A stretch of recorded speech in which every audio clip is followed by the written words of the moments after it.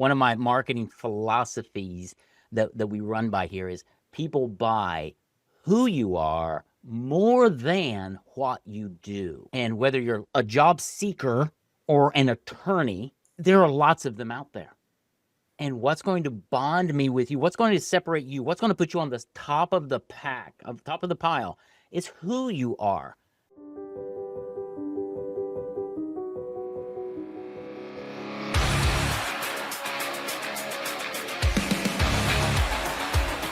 Sharp strategies, sweet success. Hello, everyone, and welcome to Sharp Strategies, Sweet Success. This is your host, Tiffany Swedensky, and today I am here with Michael DeLong, who owns Paperback Experts. I've known Michael for, I guess, about 2 or 3 years now. I think I first met you at one of the summits. I just can't remember which one. Might have been Orlando. Yeah, I have no idea. Orlando or Phoenix, I don't know. It was hot wherever it was. So I got to know Michael there, and I see him often through kind of the Great Legal Marketing universe. What his company does, and he might have some new programs, but last I talked, they're really good about taking an attorney's personal story or taking a business owner's personal story and bringing it to life in the form of a book that can't be copied, can't be replicated, is unique to the law firm and the law firm owner, and just has their level of authenticity. And I want to do the program myself, but I kind of one thing at a time, and it's always so hard to line up all the projects that you have. But something like this is an excellent lead magnet or an excellent starting resource for any business in my perspective. But that's my little introduction, so I'll turn it over to Michael so he can finish it out. I love it. Yeah. Well, I tell you what, Tiffany, let's do this for you and your listeners. Let me give my 3.5 minute just kind of bio. It's like, who is this guy, and how do you? Here's the question: who are you, and why do you do what you do? That's what people always ask me. And how'd you get into this thing? 3.5 minutes, I'll tell you the whole story, and then you can take it anywhere you want from there. Is that fair? Yeah, that's fair. Love it. All right. So, number one, I'm a follower of Jesus Christ. I've been married to my wife since 1990. We've got 4 children, 2 biological sons, 2 adopted daughters. And when Jill and I got married, Tiff, first 5 years of our marriage were like this. Okay, Jill and I just fought because we had a lot of conflict, because even though she and I both grew up in the church, nobody ever taught us how to be married. And so we just kind of figured this thing out by ourselves. And after 5 years of conflict, we went to a Weekend to Remember marriage conference put on by a ministry called Family Life, part of Campus Crusade for Christ. And we sat in a ballroom with 1,000 people as they shared God's blueprints for marriage. I didn't know he had any blueprints. So we grabbed his blueprints and we started just applying what we learned from God's word to our marriage. And our marriage got better through the 90s, okay? That's when we had our 2 sons. In the 90s, Tiff, I was working in Christian radio, marketing and sales. So I was out trying to sell Christian radio to local business owners, right? I learned after 2 years, nobody wants to buy Christian radio. What they want to sell their products and services. And so I had a decision to make. I could either become really good at selling or really good at marketing. I chose marketing. So I bought the books, I went to the seminars, I followed all the marketing gurus for small business owners, and I learned how to do marketing for a small business owner. So in the 90s, my business grew as I helped my clients grow their business. Then at the end of the 90s, God led us out of that Christian radio station to a startup.com, way back when Amazon was just getting started, probably before your time. And I was out selling banner ads and websites to companies that didn't even know what this internet thing was. So that company was started by some friends of mine, and it was way ahead of its time, Tiff. That means they went bankrupt. And so after 2 years, I found myself standing in my living room, looking up at the ceiling, going, all right, God, what am I supposed to do now? And he spoke to my heart. He's like, Michael, I want you in a ministry to marriages, and I want you at Family Life, that ministry that impacted our marriage. And I said, that makes a ton of sense. Okay. So we went and interviewed with them, and they said, yeah, we want you to work with us, but you have to go raise your own support. We don't pay you to work here. So as a missionary, my wife and I raised our own support for about 2 years. July 16th of 2004, we moved from Indiana down to Little Rock, Arkansas, which was the world headquarters of Family Life. I thought I'd hit nirvana. Why would I ever do anything else but help build godly marriages? And so I applied my skills in marketing, and I was in radio department, and I grew, and I climbed the corporate ladder, and I found myself a few years later on the leadership team of Family Life. International ministry. It was like, oh, this is amazing. And then they started going through corporate reorganizations. And after the third reorganizational chart was rolled out, my name was no longer on the leadership team. And I went, oh. So they started shuffling me around the ministry to do all kinds of things. I started, that started a 2-year prison term, as I call it, because I was stuck in a job I hated at a ministry I loved. After 2 years, I said, God, I got to get out of this place. And he said, Michael, what do you want to do? I said, I want to help business owners with marketing because they struggle with it, they hate it, and I love it. And he said, all right, go. So on January 1st of 2013, I escaped from prison. I left the ministry. I started a marketing consulting firm, and I'd come out and talk with you, Tiff. I said, I can help you grow your business. And we'd have a great conversation, and you'd say, Michael, this all sounds really cool. Tell me, what else have you done? Who else have you helped in the last few years? And I said, I built marriages and families at Family Life. And you'd say, Michael, that's so honorable. Way to go. Look at the time. I've got another meeting coming up. Can we reschedule? And you'd usher me right out the door. And so I couldn't get a client because you saw me as a ministry guy, not as a marketing guy. And so I had to fix that. So I went to my church one day and I was praying. I said, God, how do I help Tiff? Because I know I can. And he said, he gave me the idea. He says, take all your marketing ideas and put them in a book. So in 2013, Tiff, I wrote my first book. It's called On Marketing. Then I would call you. I'd set an appointment. I'd mail a copy of my book to you. And a week later, I'd walk in your office for our meeting, and there it was. My book was on your desk, dog-eared, highlighted, underlined. You'd read my book. And in that meeting, Tiff, you'd say, now, Michael, in your book, you said, and you'd quote something that I wrote. And you said, how do you help me do that? And you'd hire me. And I started gaining clients because of my book. And I went, wait a minute, time out. Why don't business owners do this? So that was the seed that got planted that allowed me to create what today is Paperback Expert. So we're a professional book publisher for busy lawyers and attorneys and business owners. And we help them create a book without writing a word. We get it done in 6 months.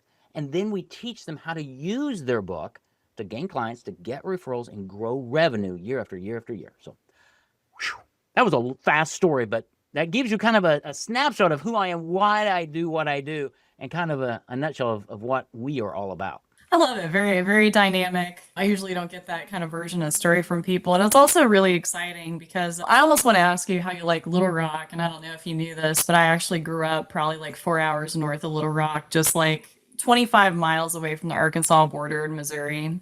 And so like, yeah, and that area is really beautiful, unfortunately, kind of poor, but very rich Christian community there because it was one of those towns like church on every corner.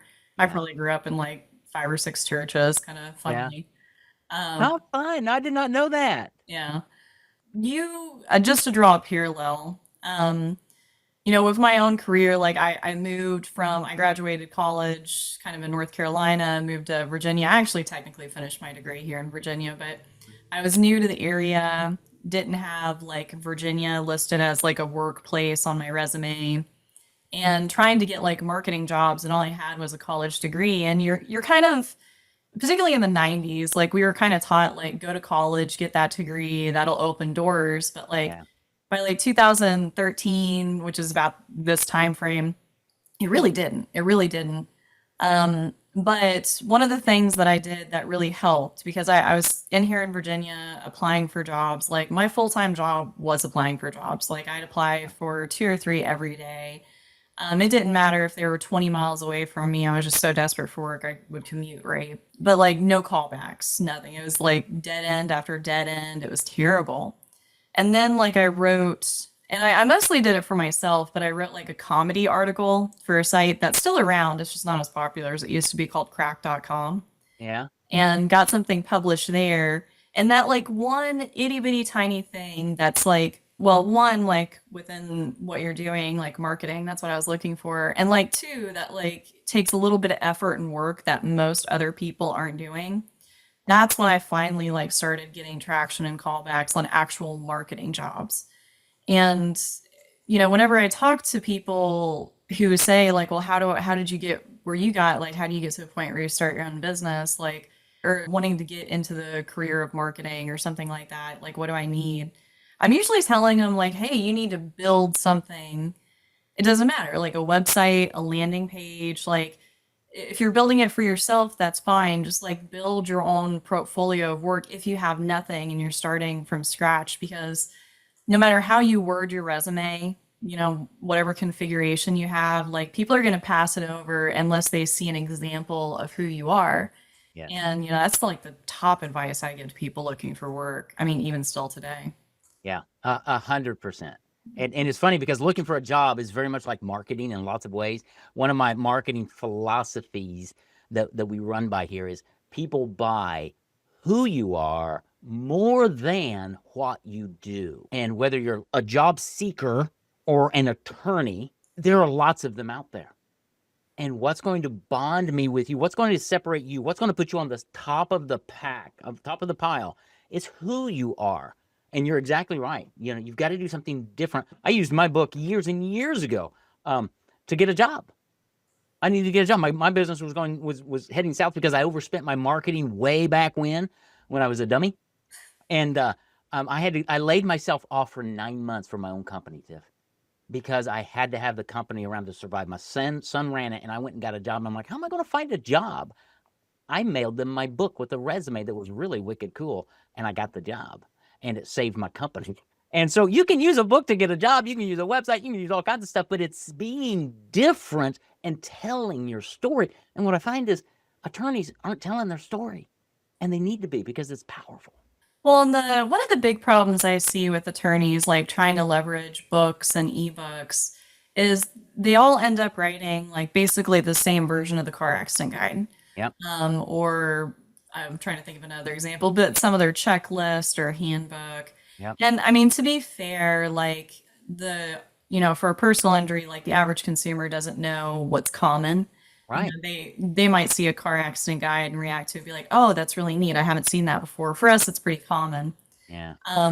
But I just know just from looking at so many businesses and their like download numbers and how these books perform in real time, like the books that are more personalized tend to do better than the ones with the more, I guess, generic title like car accident guide. Yes. And, I think that's where, a lot of law firms have that ebook, right? But the ebook itself has like zero personality, and it's not as good of a conversion device as it could be. It's probably absolutely, because it's not about converting them. It's not just about converting them from a lead into a prospect is what we're talking about here, right? That's step one of a multi-step approach, because you really want to build trust. You want to be different. You want that audience to know that you can relate to them. I'm telling you, Tiff, your audience, if you're an attorney, they're not looking for more information. They can go to Google and get all the information they want. What they're looking for is a trusted person who can guide them down the pathway and somebody they can relate to, okay? So can I tell you a real quick story that I think will bring this home, I hope. So I had an attorney down in Florida. He was a little David against two monster Goliaths in his community, okay? They were spending like $100,000 a month on marketing. He's like, Michael, I can't do that. And I said, it's okay, William. Tell me. So I said, wait, why are you in Florida? So he went to Florida from the Northeast on a baseball scholarship a few years before. He was heading towards the pros to be a baseball pitcher. He was that good. Second year in college, he was throwing baseball and he threw his arm out. And he had to have surgery, rehabilitation, all kinds of stuff. Killed his baseball career. Killed his baseball scholarship. So he pivoted, finished college, ended up deciding to become a personal injury attorney. Now he helps people. I said, okay, great. I said, William, that's an amazing story. Have you ever told that to anybody? And he says, well, no. And I'm like, okay, we're going to. So I took that story, Tiff, and I created his book, When Life Throws You a Curveball, What to Do When You've Been Hit in a Serious Accident, by William Franke, baseball player turned attorney. Now, William can go on LinkedIn or he goes on the TV morning show and does this stuff, and he says, hey, if life has thrown you a curveball, if you got in an accident, if you slipped on a banana peel, if you got bit by a dog, I get it. I've been there. Once you get a free copy of my book, you'll hear my story and how I want to, A, get you better, and then B, get you the settlement you deserve. Now, that allows him to beat Goliath because it's a story that resonates with people. That's what every attorney needs to be doing, and they're just not. And just imagine that you are the attorney who ends up with like a morning news spot, or you record a video for TikTok and Instagram. I mean, you have a book like that, you're much more likely to bring it up. You have something to leave them with, so to speak, some other Hmm. way to learn more about you. But if you don't have that, you don't have that, and you have just nothing else to say, nothing else to share. And it's so important to, have that thing to share, like have Yeah. that part of you to give so they can, it sticks with them. And when it's physical, like a book, I mean, even ebooks, are worthwhile. They're Yeah. just the print quality of it is so important. And you touched on something that really cracks me up to this day, but so many business, well, and I don't know if it's particular to attorneys, it might be, but like they're so shy about their personal story is probably the way to put it. Yes. They have good stories. I've talked to attorneys who'll describe themselves as just boring. And then, they'll tell me something about a case that they did or a win that they got or their personal story. And it's so dynamic and so interesting and so engaging. And, as a marketer, like, I mean, I brag about anything. Like, that's my job. Like, I'll brag about whatever success myself or my clients have as part of my Uh-huh. nature. But as a marketer, it's so funny to see. It's like, gosh, you have such a great story. You have something you can tell that's unique. Like, but you're kind of gatekeeping it. You're not Right. making that a part of your marketing, and what you're putting out there is exactly what you're telling me that you're boring when you're categorically not. That's Um, right. and And then and and boring repels people, believe it or not, right? And most people anyway. And it's the story. I mean, think about, why do we go to the movie to watch things, right? Why is Tom Cruise so popular? Because he tells a story. He engages us. And even if it's telling a story of how you help somebody get a settlement from a car accident, I'm sure it's the 38th car accident you've done this month. But to that person, it's super unique. And to your audience, they want to know that you're a real person, that you have what I would call that bedside manner. If you have it, if you don't, well, that's another issue. But people are just looking for somebody they can relate to and that they can trust. And Tiff, I want to pause here. We've heard for years. Dan Kennedy's talked about it, Ben Glassstein. You do business with people you know, like, and trust. yeah. Right? How is trust built? It's built through an exchange of time. The more time you spend with somebody, whether it's in a book or on a video or on a podcast or at a conference, or the more time you're spending with somebody, the more you're going to like them and trust them. And when somebody gets to the point that not only do they trust you, but they believe that you can help them, game over. They're your client now. And that's what's missing in most legal marketing from what I've seen. I'm going to start by talking about something that doesn't seem like it's related, but bear with me. But Right. I've always really liked pop music, particularly female pop singers. Like, love them or hate them, like, very interesting to look at their careers. And like looking at like two examples, like Taylor Swift, right? Mhm. Taylor Swift, she puts out an album, and the album almost contains like Easter eggs about her life. And it's always like tragedy and success and redemption. It's all very emotional. And like that's, you might look at that and say like that's what an artist does, like puts themselves into their music, and or their painting or whatever. But for Taylor Swift and every other female pop artist, like the drama of their lives is largely what drives their sales. 100%. And so, like, Taylor Swift is as popular as she is because her listeners can connect to her through her music, which contains and probably very curated, like, details of her life. Right. And then, like, the second person I was going to mention, like Miley Cyrus.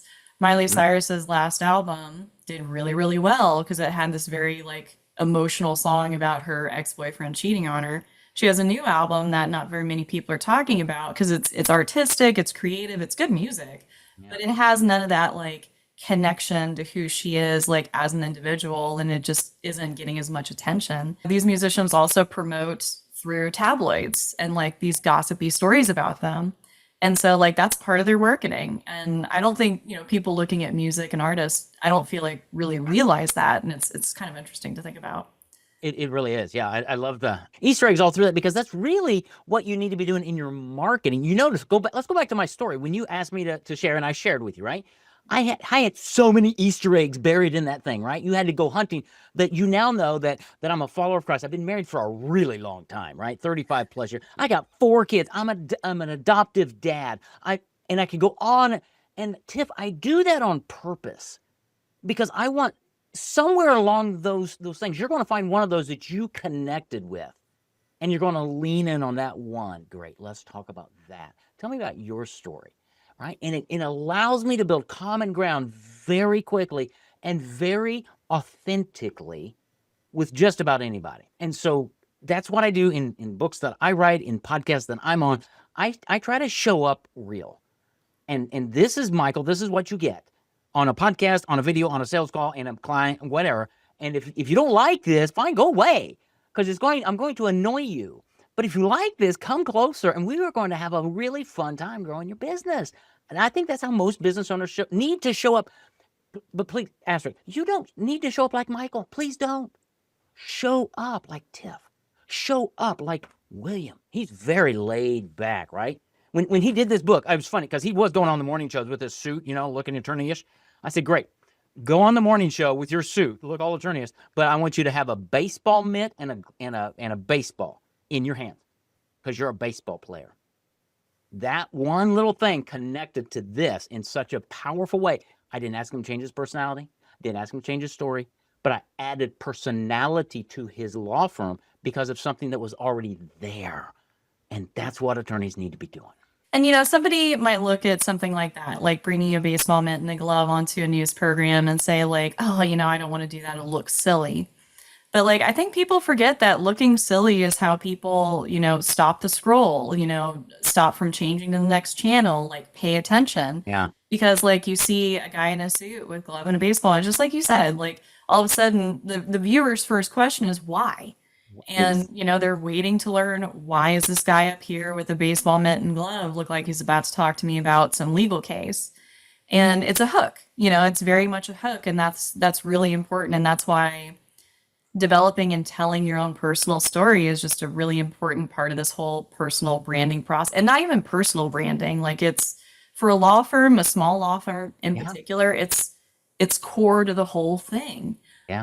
And if there's no personality, I say there's no more marketing, but having a personality, a brand personality is definitely easier to market. It absolutely. And so William, before he came to me, he was like most every other personal injury attorney, right? And this is true for attorneys and financial advisors and about everybody in business. They all sound like Charlie Brown's teacher because they don't have a message. They don't have this. He no longer sounds that way, right? He has something to say that's different and unique, and it's going to attract certain people and repel others. Great. That's great marketing. And it's inside of everybody. You just have to have the willingness to be yourself and to get out there and to relate to people, because that's really what they're looking for. Oh, yeah.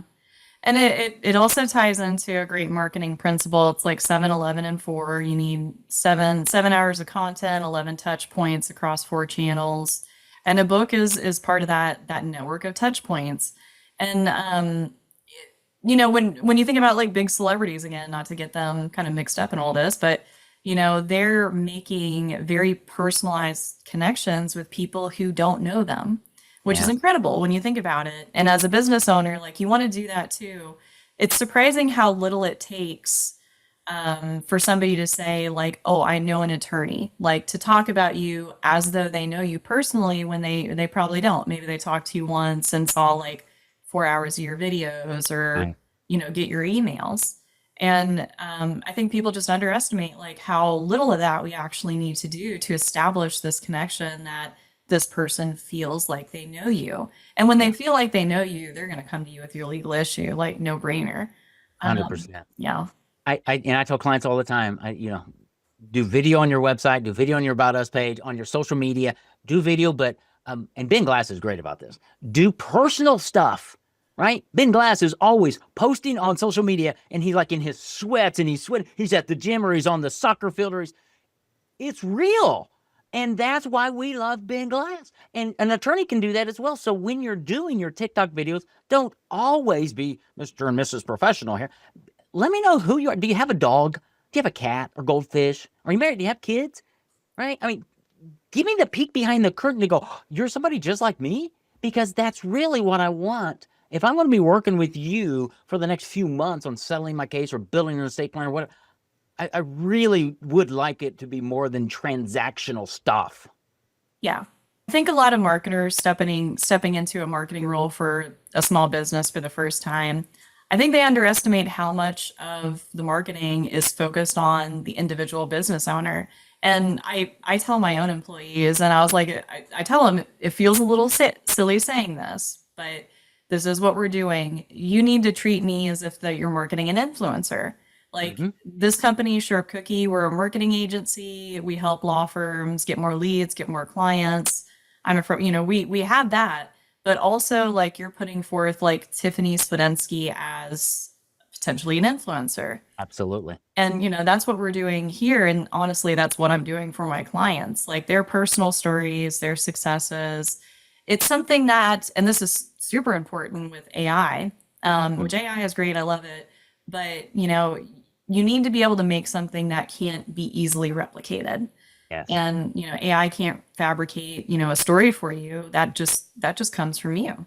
that's right. And that uniqueness is really important. It is. And the other aspect is, we in marketing, we all talk about, and the bane of my existence, honestly, is talking with attorneys, financial advisors, business owners who say, Michael, I need more leads.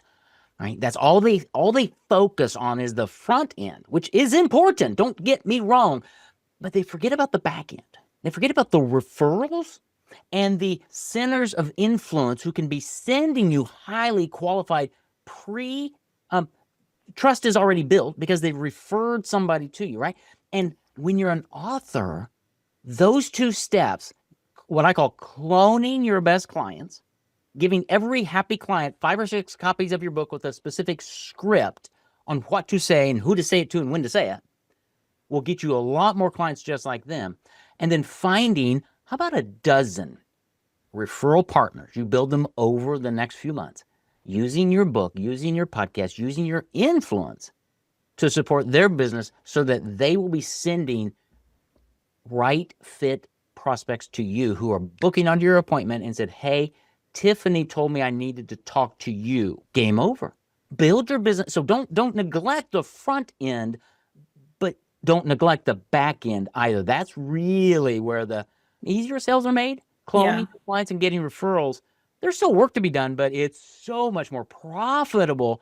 I just see so many people just focusing all of the monies on the front end, and it's just driving them batty. So do both. And the beautiful thing about a book is you can do both with it. I forget exactly what the actual statistic is, but I think something like 2 years after a legal case settles, most people don't remember their attorney's name.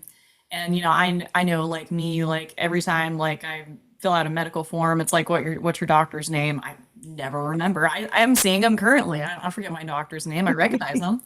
Um, but me and my doctor don't have this like one-on-one rapport where I know their personal story. And when you do have that kind of rapport, when you do have that personal story where it's not just, trying to stick just your name, names Right. alone are hard to remember, even brand names, unless it's catchy. Yeah. But like, oh, I have an attorney. Oh, maybe I don't remember his name, but I remember he was the baseball player. But they're more likely to remember your name regardless if they have like some sort of story to attach to it. That's Yeah. how a lot of people remember things is kind of through that association of stories. That's right. Yeah. Yeah. And it comes back with, top of mind awareness. And after you settle a case, I'm a big proponent of obviously giving them multiple copies of your book. But how about a print newsletter? Yes, print still works, and it's invisible to your competitors. It sticks around their house. It builds referrals. It's amazing how many attorneys don't do that one little thing, which is so cost effective to stay top of mind, because your client may not need you again, but I assure you, somebody in their circle needs you. And if you're showing up every single month, I bet Tiffany's going to remember your name. Yeah. Yeah, and you got to make it memorable. You got to make it memorable, and you got to have, like you said, just like a book or a newsletter or something physical. Yeah, it would be so cool if William, and I just thought about this for him, what if he gave every one of his clients a little like miniature baseball bat to take home, right? And it hangs in their house or something, and people come in and go, what's that about? And it immediately connects with the attorney who helped me. I don't know, just a wacky idea, but so many ways you can market your story, your brand. But marketing is about reaching the heart of your audience and being different and showing up authentically to build that trust. And they're going to choose you. They're going to tell other people about you. They're going to share your social media videos. They're going to do all kinds of things when they believe that you're a real person. Yeah. Yeah. That human connection just really can't be underestimated. And, if you're new to marketing, you might be surprised how often you're just retelling the same stories. At first it's new and exciting, but eventually, you're kind of telling the same thing, but it's new to every person you talk to. And that's what we forget. And, we don't automatically have this look into other people's lives. I have close friends that I don't know their stories that well. I just know them. That's right. Yeah. Yeah. Well, and you said something, you get tired of saying the same thing. Do you have any idea, Tiff, how many times I've told that 3.5 minute story? Do you know why I know it's 3.5 minutes? Because I've told it 100 different times, but because it's to every new audience. Yeah. Right? And that's how marketing works. You just take a message and you hammer it and you repetition. And what happens is people get to know who you are. Yeah. And that's what you want. Whether it's my story, your story, tell your story and become a human again. And you're going to just show up differently and your marketing is going to work better. And life is going to be a lot more fun. Yeah. And with the book, your story is just frankly easier to tell. It totally is. Yeah. Well, I guess we are coming up on time, but it's been a pleasure talking with you. I feel like we went over some high level marketing stuff that people don't always think about, but it's very important. Is there anything you wanted to go over that we didn't? My biggest thing, Tiff, is when you show up, just show up being yourself, be real, be authentic. I shied away a number of years ago from doing video in marketing because I thought I had to have the right studio and the right lighting and and I'd script it all out and it just is. And I finally got over it. Somehow I just said, you know what? I'm going to show up as Michael. I'm going to do my thing. And if you don't like it, go away. And that gave me the freedom to just show up. And you know what I found? People like me. There's people who come to me and they just want to hang around me because of who I am and how I operate. And that gave me so much freedom. So that's my last parting words of advice is whoever you are, be yourself and your tribe will be attracted to you. Very important lesson. Well, Michael, where do you want people to go learn more about you, learn more about your company? Yeah, paperbackexpert.com. That's our website. It's the center of all things Michael. There's free trainings there. There's lots of information about how to create a book without writing a word. There's, you name it, you can schedule a call with me. Paperbackexpert.com. Well, appreciate you very much for being on the show. I feel like we could have did another 30 minutes or so. Honestly, we keep spinning off on tangents. I need a bingo card of things I worked into my podcast and Miley Cyrus being on there. But thank you so much again. We'll probably have you on sometime again pretty soon. And always fun to be with you, Tiff. Yeah, thanks so much. All right, thanks everyone for listening. We'll see you next time.